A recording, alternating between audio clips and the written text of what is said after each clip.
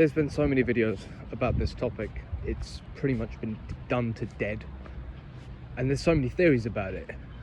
You know, do positive thinking, do meditation, jump on your head and do 50 back stands or handstands, whatever your techniques are.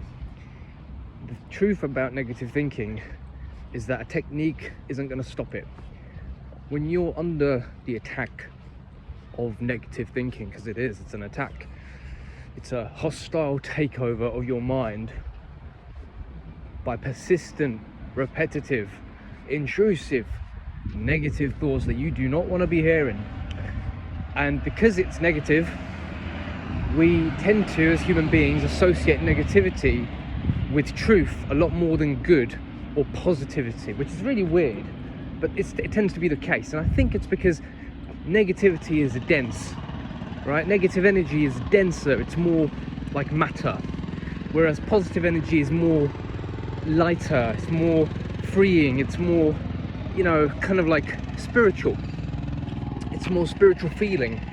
And I think that's why, you know, human beings, we are both material and spiritual beings. We get confused between our spiritual and material nature a lot.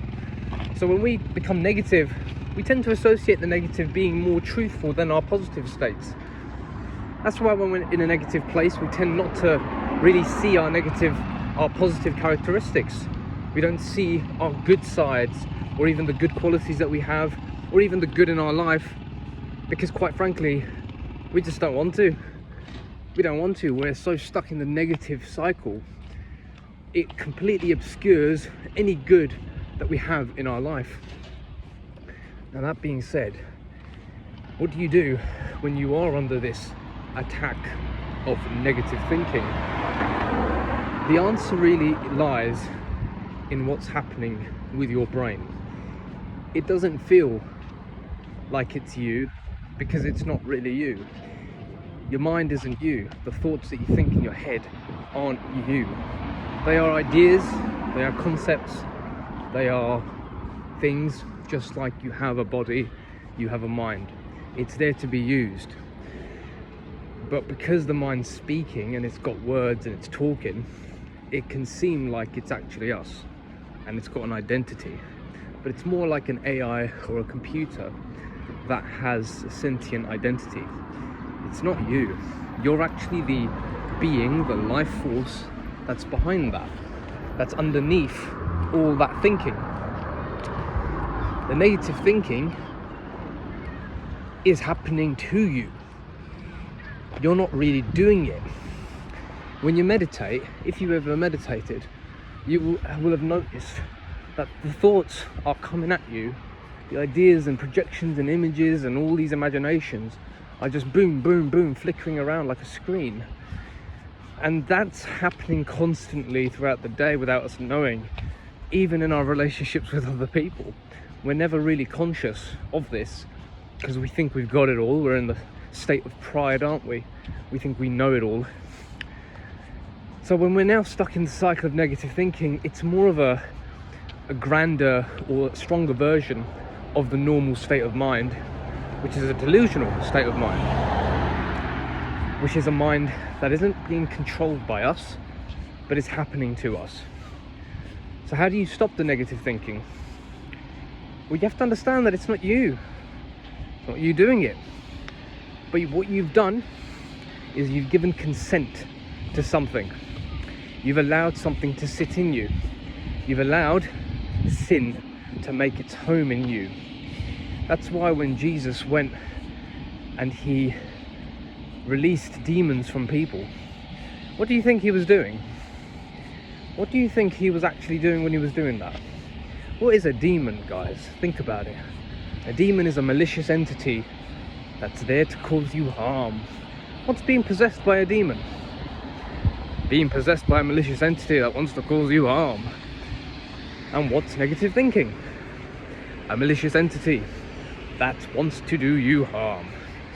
So, Christ said that I am the way, the truth, and the life, and through me you'll receive the Father. And he went out and he took out demons from people because his energy was so light that evil could not stand in his presence. Now for you and me, we're both not Jesus, but Jesus did say that if you hear these words, you will go on to do greater works than I, which means we can emulate the teachings and we can use the practices that he gave us, and we can emulate him in our lives. When it comes to negative thinking, we have to surrender ourselves to the power that created us. You don't know what that is. I don't know what it is. That's why we just call it God. But I don't know that we will never know what it was that created us. We will never know that force, that power, that entity. We've called it names. We've called it Allah. We've called it Krishna. We've called it Atman, Buddha nature, Buddha consciousness. We've called it all kinds of different things. It doesn't matter. What matters is we have to surrender. The concept is surrender. When you surrender trying to control, and then you see things clearly. When you surrender, as in meditation, you will get to see where you've allowed sin to creep up and make its bed inside of you. And you will see that the negative thinking is always attached to a certain desire or vice or fear, longing or suffering point that you have. There's a reason why they say the devil attacks you at your weakest. Well, yeah, he does come at you and tries to attack you at your points that are the most weakest. He wants you to be a carnal man or woman. He doesn't want you to be spiritual. He doesn't want you to be good. He doesn't want you to be merciful or loving. He doesn't want you to be peaceful or forgiving.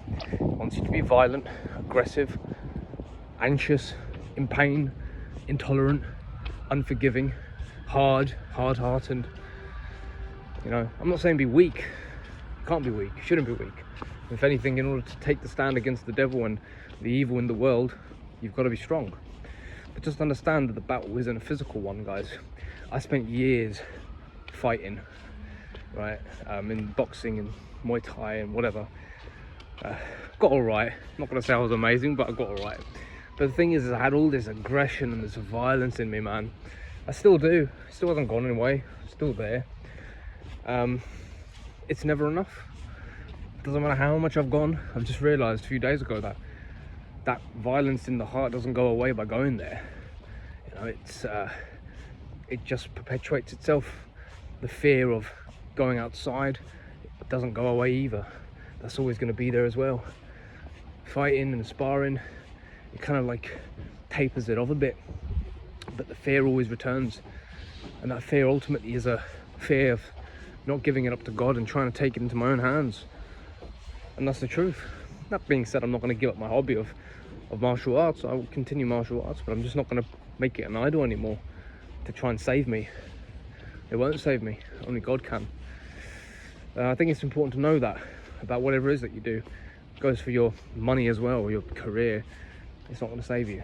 It's something that's useful to have, and you can benefit God's people with it. You can go and do good works with it, but it ain't going to save you. Right, that being said, negative thinking, how do you get rid of it? You don't. You don't sit there and you don't positively think. You don't sit there and meditate till your ears bleed. You don't sit there and read until you can't read anymore. What you do is you surrender and you see where you've married sin. When you see what you've married, the negative thinking will go away by itself, because the evil spirit that's attached itself to you will unhook itself naturally, because it's no longer being fed by darkness, by ignorance. It can only survive in ignorance. It won't be able to survive in the light of your conscience. Try that and see what happens.